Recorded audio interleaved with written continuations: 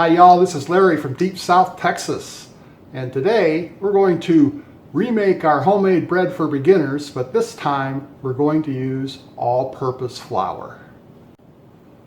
When I made the original video, I used bread flour, but since this was a video for beginners, lots of beginners don't have bread flour around and don't even know what bread flour is. So bread flour has about 12 to 14% protein, and all-purpose flour has 8 to 11%.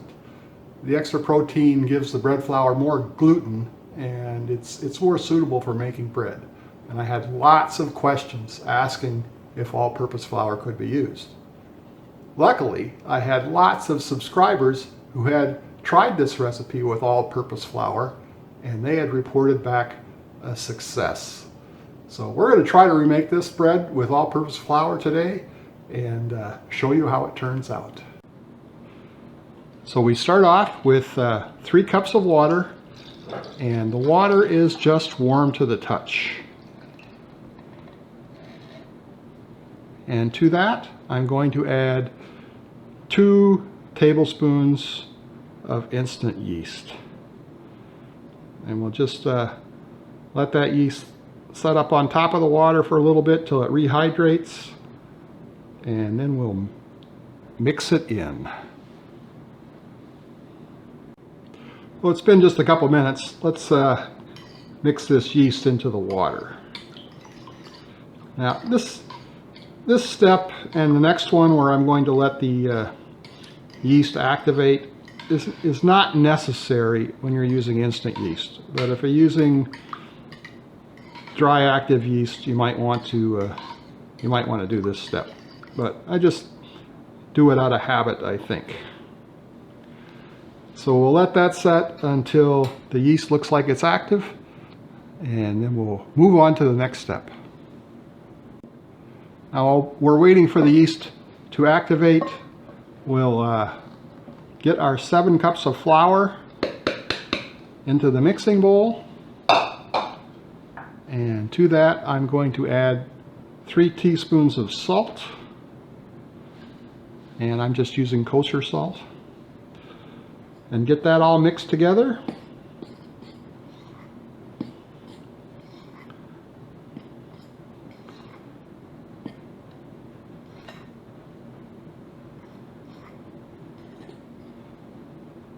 And continue to wait on that yeast. It's been about 10 minutes, and I can see that my yeast is active from the foaming that's coming on top. Now I'm going to add to the yeast 2 tablespoons of olive oil.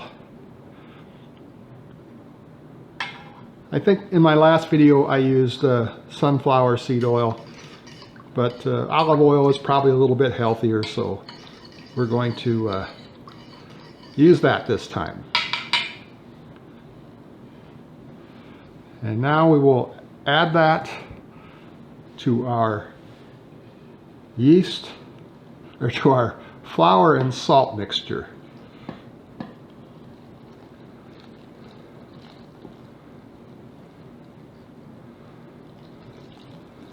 And just get that all mixed up. Incorporate all of this flour into that liquid. That'll take a few minutes.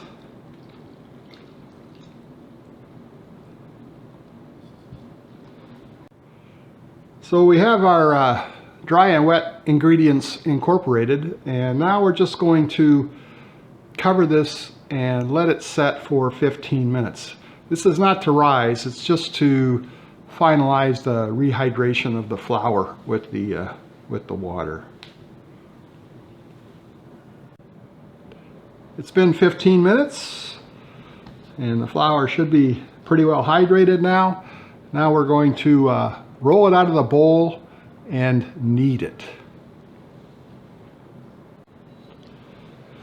Okay.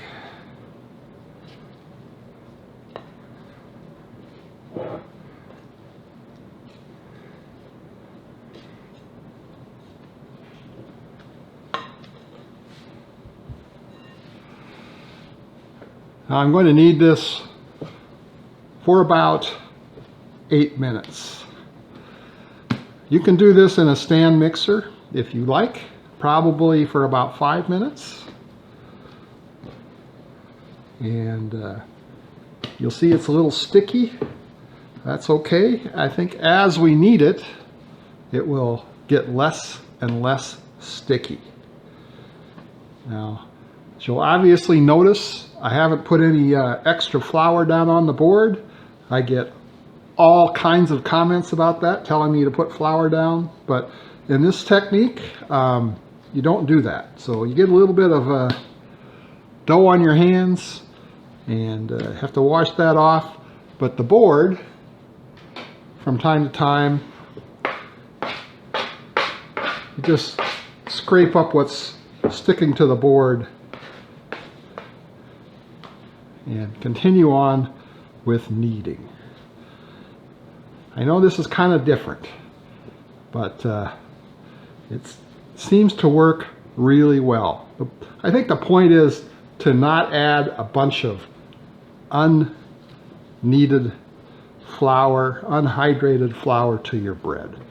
So if it gets too sticky, I might add a little bit of flour, but for the moment, we're just going to go on with the kneading process. Again, when I'm using bread flour, as I knead, it gets less and less sticky. Hoping for the same thing here. We're about halfway through the kneading process, and the dough has certainly become less sticky. It's still a little bit stickier than when I use bread flour though. So maybe it could be the all-purpose flour making it stickier, or it could be it's just a more humid day today here in South Texas. But we'll just keep kneading the bread for another 4 minutes. Kneading the dough for another 4 minutes. Well, I've been kneading for about 8 to 10 minutes, and the dough is certainly less sticky than what it was. Now we're going to move this dough over into back into our mixing bowl and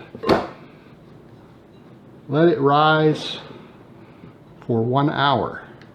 I'm going to cover this with saran wrap, by the way.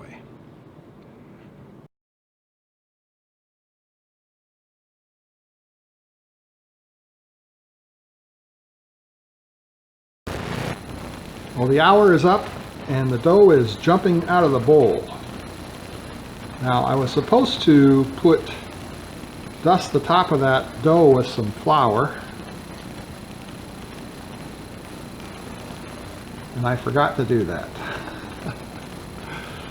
So I'm hoping this plastic wrap doesn't stick too badly.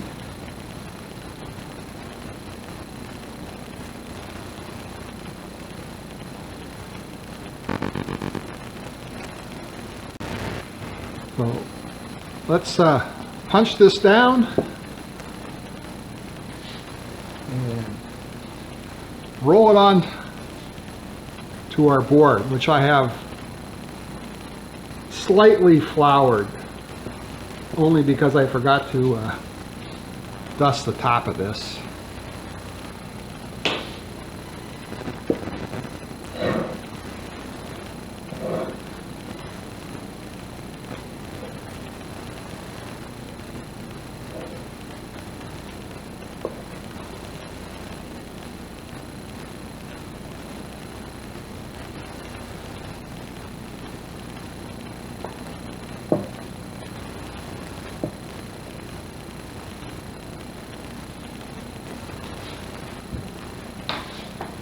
Okay,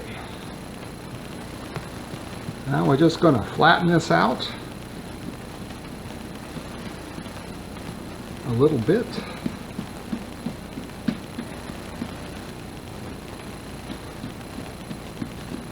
And then we'll divide it in half, because we're going to make 2 loaves of bread.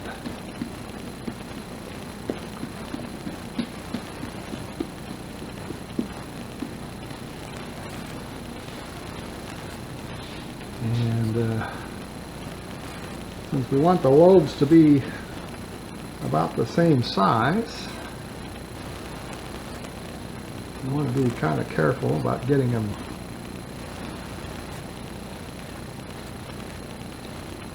equally cut here.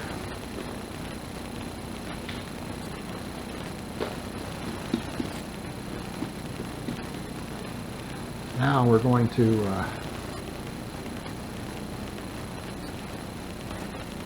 take each half and fold it over, and then we're going to pick up the corners and move it into the middle. And what we're trying to do is create a ball, create some tension,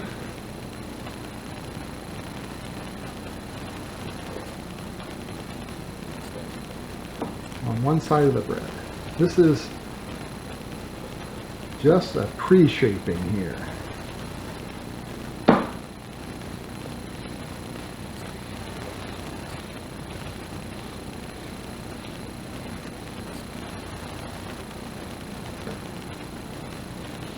And we'll do the same thing with this other half. Now we have the pre-shape done. We'll sprinkle a little bit of flour on top, and then we'll cover them with saran wrap and let them set for 20 minutes before we do the final shaping.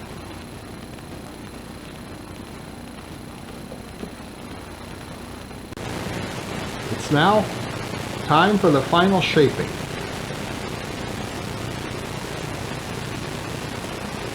We'll take our loaf out, turn it over. We'll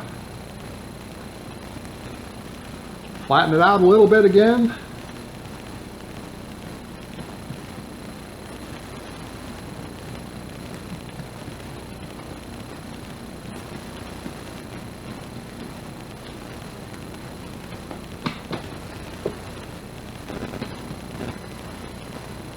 And then we'll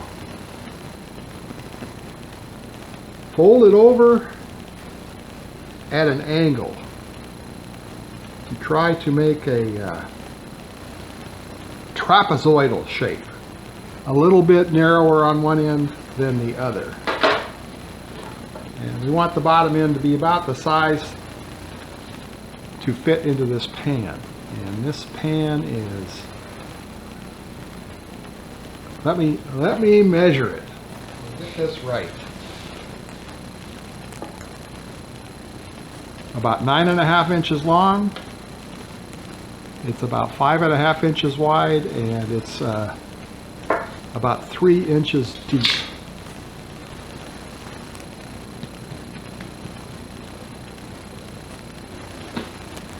And what you want is, we're going to roll this up, and you want the bottom end to be about the size of the pan here.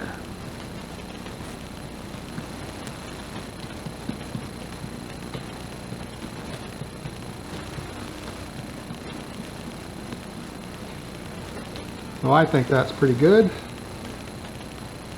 Now we just take it from the top and roll it down. Pinch it in pretty good.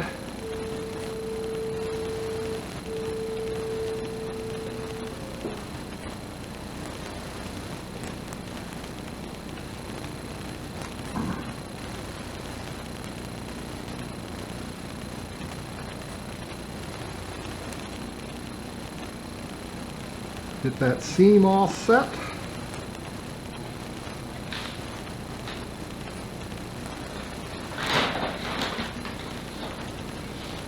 Sprinkle it with a little flour.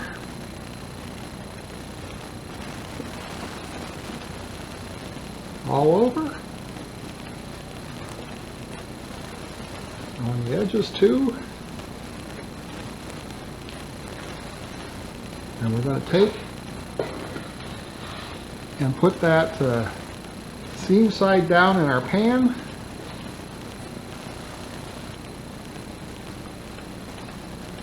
And then we'll cover that and let that rise for another hour. We get to the other one and then I'll get back to you.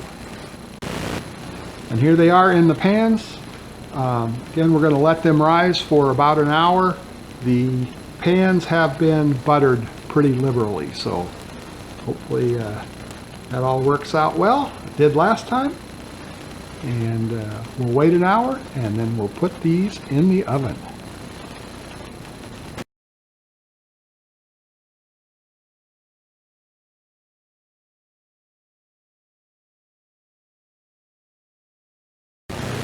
Well, I went a little bit over my hour rise time because I got an emergency phone call, but let's get this bread in the oven. The oven has been preheated to 400 degrees Fahrenheit and expect to cook them for about 40 minutes. Well, the 40 minutes is up. Let's take our bread out of the oven.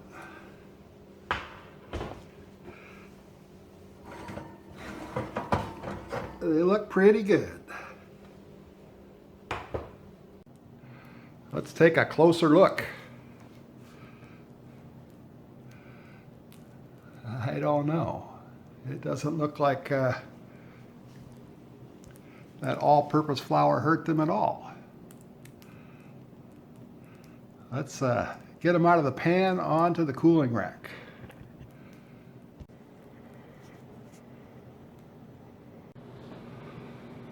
Well, they look pretty good. Let's brush the tops with a little melted butter. Make sure they try to stay soft.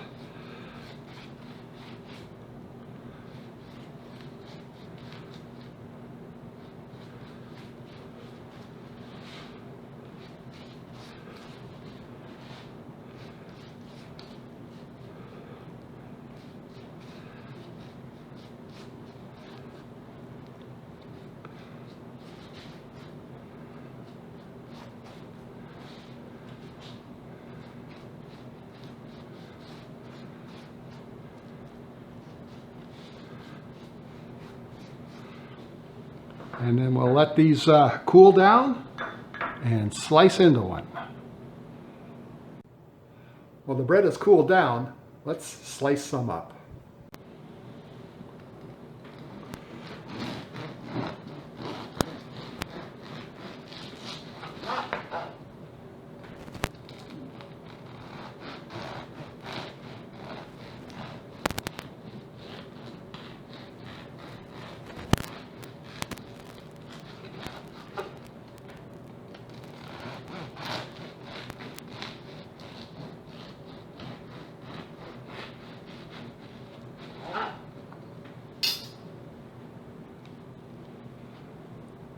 Well, it looks pretty good.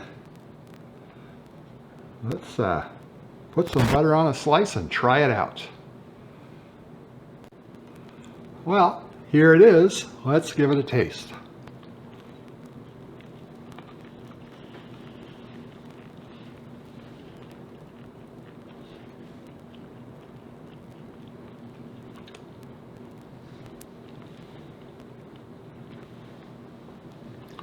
Very good, very good. So this bread was made with all-purpose flour. And how does it compare to the bread flour? Pretty good, pretty good. I don't think the outside of the crust is as pretty, but sliced up, it's wonderful. It's wonderful. It's nice and soft and got a really good crumb. There was no problem with how it rose, so I'd say no problem making this bread with all-purpose flour. Well, I hope you enjoyed this video. If you did, please give it that thumbs up. Thanks for watching. We'll see you again next time.